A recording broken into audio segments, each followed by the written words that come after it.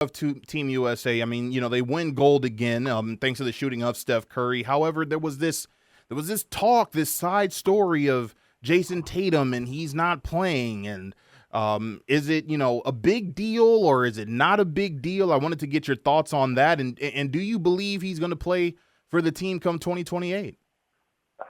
That's a really good question for both, by the way, him and Jalen Brown. Right. Would very much be in the mix in 4 years from now, because obviously anybody who watched this team, as much fun as that was, and what a great experience it was to see, Durant and LeBron and Curry together and kind of playing at that level, almost, I'd say a swan song for their career, but kind of, right? Right.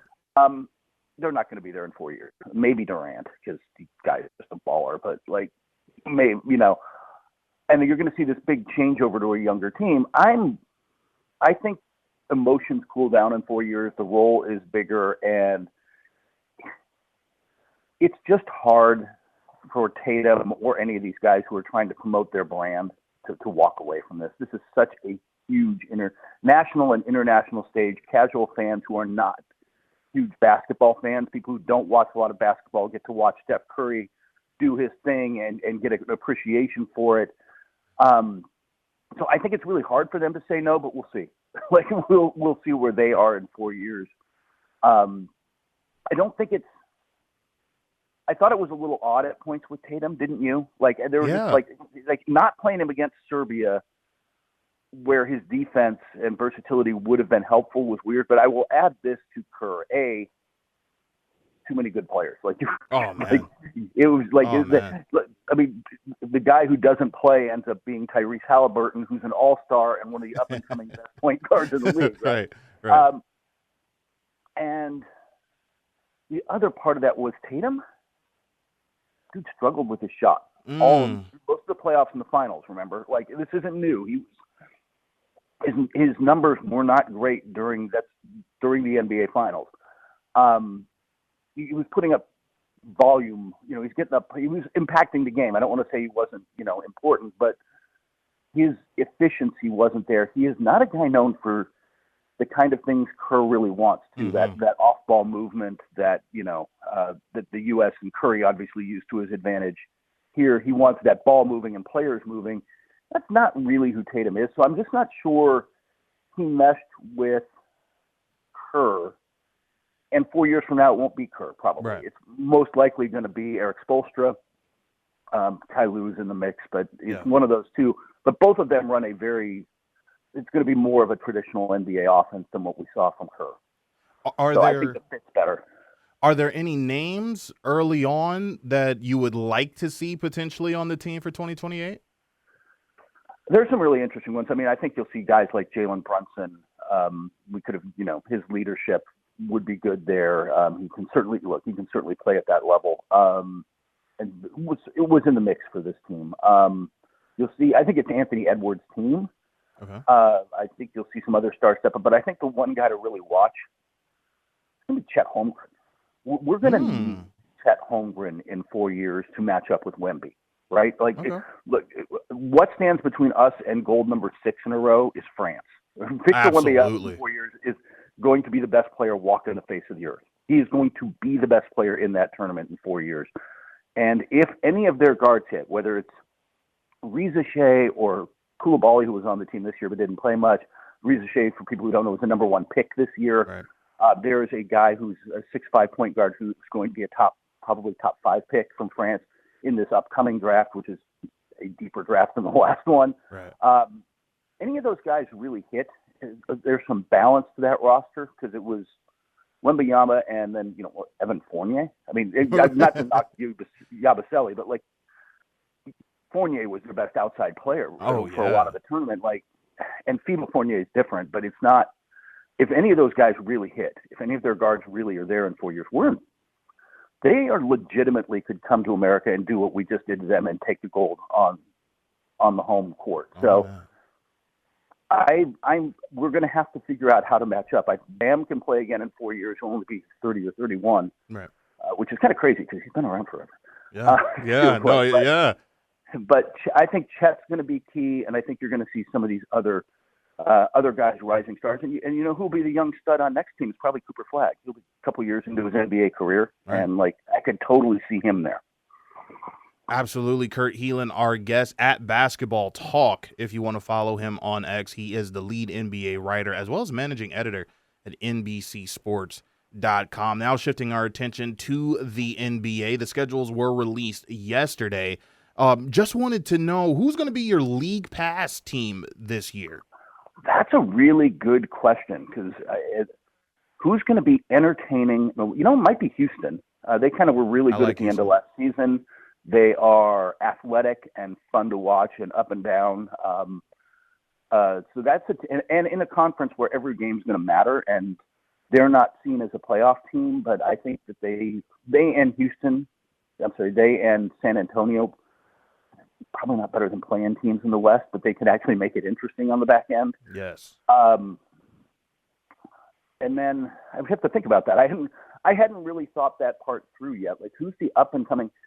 Orlando did a little of that last year. I was going to say, Orlando. Do you like Orlando? I do. I wish they're really the point guard, the secondary shot creator becomes the thing they really ultimately right. have to find. If you watched them last year during the playoffs or especially during the regular season, it just needs somebody to organize the offense a little bit. And as great as Paolo Banchero is, today's NBA, basketball, period, you've got to have multiple shot creators. And Franz Wagner can step in and do some stuff off the dribble, but they need somebody who can kind of come in and be that team's organizing force. And I'm not sure who that is for them, who they're going to get. I don't know that there's a guy. Maybe there's somebody in this draft, but they're too good to be drafting in a spot to get those guys now anyway, so they're going to have to find them in free agency right. Or a trade.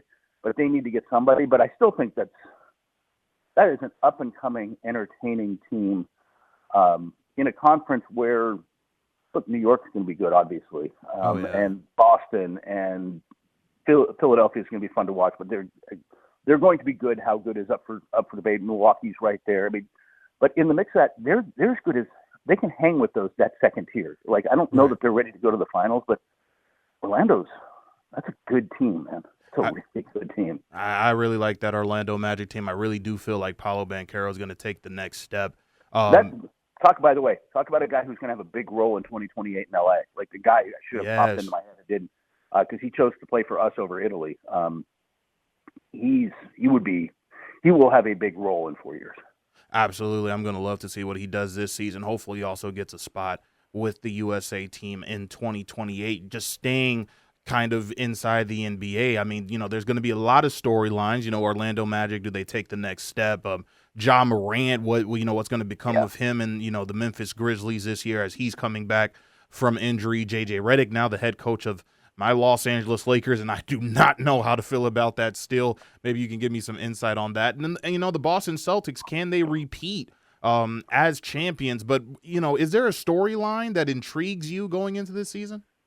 Yeah, but by the way, the whole league should give Steve Kerr a big middle finger somewhere. The last thing you need to do was take the defending national world champion, NBA champion, clearly the best team last year in the Boston Celtics, and then give Tatum and Brown real motivation going into next season. Oh, it's gonna be the whole thing just fires them up going into next season. Thanks, Steve. I think for your Lakers, Redick's going to have. I think he can do the job. I think there's going to be growing pains. I don't think he's going to be bad, but I don't, especially with they brought in Nate McMillan and really good assistant coaches. Yeah, Scott Brooks. Yeah, exactly, Brooks. So, I don't think they're going to be bad. The problem with the Lakers is simply this. LeBron James looks great in the Olympics when he can be the tone setter like he was with the Lakers last year. Phenomenal. Yeah. He had to play 25 minutes a night with no travel, right? That's different than 30-plus a night with travel over the 82-game marathon. And the Lakers very much last year, he set the tone for them too. The games he was really driven, or the parts of games where he was really driven, they were good, but you can't ask him to do that, and they don't have anybody. D'Angelo Russell, so I am concerned about them going into this season, and it's more about what Rob Pelinka did than J.J. Redick. Okay. You, though, mentioned one of my favorite storylines, which is everybody's sleeping on Memphis.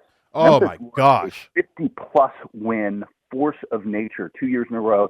And they still – remember, they added Marcus Smart. Why are people forgetting about this? I think the only question I've got for them is that Steven Adams played a key role for them, and they're asking rookie Zach Edey to step in to that spot. And rookies are rookies. Like, it's nothing against Zach Edey, who might be a smart bet for Rookie of the Year for the betting people out there, just because he's going to be in the middle of a winning team and get opportunities. That said, if he can be competent, which I think watching Zach Edey play, both in college and then I saw him at Summer League, and I'm like, he's 7'4", and he knows he's 7'4", and there's just something to that, right? Like, there's just something knowing, I'm big, and this is what I have to do. And he went back to college, and he got his footwork better, his movement better. He really took advantage of that year, and I think it'll pay off. So anyway, I think he steps in as competent. That team's top 4, top 5 in the West. Like, that is a really good team with Desmond Bane and everything, and I think that's one of the storylines that I think a lot of people – I'm seeing so many people have them as a play-in team, and I'm like, what? They've bounced back. I think they're more than that. I think that they're a lock. If they can, I mean, everybody's got questions, and the West is deep, and there's just no margin for error in this West. Right. And that said, I think they're a top 6 team, and they're both dangerous, and any team with John Morant is just so entertaining to watch. He remains just maybe the league pass guy that makes me stop and go, John's playing. I'll watch him for a while. Absolutely. Kurt Heelan, our guest at Basketball Talk on X, the lead NBA writer as well as managing editor at NBCSports.com. Jeremy Grant, Anthony Simons, 2 names reportedly that could be on the move. You had Brian Windhorst talk about Jonas Valanciunas could be potentially flipped by Washington come the trade deadline. We really thought Trae Young was going to be moved, but it seems like neither San Antonio nor the Lakers, the 2 teams that were reported as the leaders in the clubhouse, elected just to kind of stand pat. San Antonio goes with Chris Paul. It doesn't seem that there's any sort of market for D'Angelo Russell in terms of trade. That's so who are a couple of names that you're looking at to where you're saying, I think these guys are going to be moved before the deadline? I'll put Brandon Ingram in there. He is part of the problem with Atlanta was teams would call, there'd be conversations, they'd be like, well, Trae Young, what do you think? And they'd all go, about DeJounte Murray. Everybody wanted DeJounte Murray. Right. He lands in New Orleans, where he is an interesting fit in their backcourt, but I think he and Ingram, different positions and slightly different styles, but sort of similar games. Right. And I just don't see the fit. And I know they wanted to move him this summer, and there weren't great options. But I think you'll see that at the deadline. Zach LaVine, by the way, remains available, but good luck with that. Good luck. Yeah. Those are both, by the way, the problem with Brandon Ingram is not his play. It is the same thing as Zach LaVine, which is Ingram is in the last year of his contract. Zach LaVine's got 138 left. Right. But they're both the kind of guys in the new CBA with much harsher penalties for being above the second apron, just in terms of team building. So if you're deep into the tax, it's just really hard to keep your team together. And so teams are really careful now they're thinking about that. You can do a couple max contracts and you get to a third one or a third big one. And so teams are it really puts you into that tax. So teams are just being really careful. Like, hey, we've been kind of giving these away. Should we be giving these away? Should we be, should we got to think this through? And what are these guys doing to contribute to winning? And both with Ingram and Zach LaVine, it's kind of like they're great volume scorers. They are all-star level players, but are they the max guys I want to build around? Like they're right. There's just like, are they doing enough to win? Can I build a true winner contender around them? And it's not like Tatum, who we talked about earlier. It was like, obviously you can build a winner around Tatum because you just did, but so it's not even, you don't even blink giving him a max. Right. You're going to pause with those two guys and like, hey, what can I get them that is a better number? And that's that conversation can be awkward for a group of those two guys are the poster children for the people who are going to be the players who are going to find their market not where they expected it in the CBA. But, right. but they're both available. And Ingram, I still think Ingram ultimately gets moved because the guy's a bucket. And at the end of the day, somebody's going to. So after injuries or looking at their roster in training camp, somebody's going to want that. Absolutely. Final couple of questions, final couple of moments with Kurt Helin at Basketball Talk on Twitter. Got to bring the hard-hitting question to the table because you were the first guy I thought about when I looked at the new media contract agreement. The NBA is coming back to NBC. Are we seeing Kurt Helin at the desk? Is he going to be the new Tom Tolbert, Peter Vesey? I mean, you know, there's a lot of great guys who we saw at that desk for NBC. Ahmad Rashad even comes to mind. Are we seeing Kurt Helin at the desk next year? I don't know that that's happening. I don't know that that's. I don't know that the world. I don't know that me and my face on TV is good for the network. Come on. Certainly, roles will be changing, and there's going to be signings and additions, and all of this happens way over my head on some of the hires and stuff. I am when NBC invested $2.5 billion a year in the NBA, they didn't call me up and consult on that. I don't get called in on the 2.5. I don't. Yeah. I also. Yeah. They don't call me on that. They didn't call me to pick contestants for Love Island. They don't call me on that stuff. So I know it's crazy. Well, how do you feel about the NBA coming back to NBC? But I should say that I'm really excited. I think I think our production values for what we can do, what we've done with Sunday Night Football, and you can transfer that kind of feel and vibe over to NBA broadcast. I think is going to be great. I think it's going to be a great partnership, and I think we saw a start of that with just what was in the booth in Paris with the Olympics. Yeah. I'm sure they're talking. I know Noah Eagle's under contract with us because he does some Notre Dame and some Big Ten football stuff as well. He's an up-and-coming and brilliant play-by-play guy who I thought really nailed it. I love the chemistry with him and D-Wade. Oh, yes.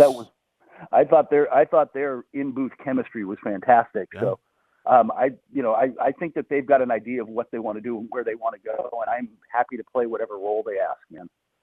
Absolutely. He is Kurt Helin at Basketball Talk on Twitter, lead NBA writer, as well as managing editor at NBCSports.com. And hopefully we see him on our TV screens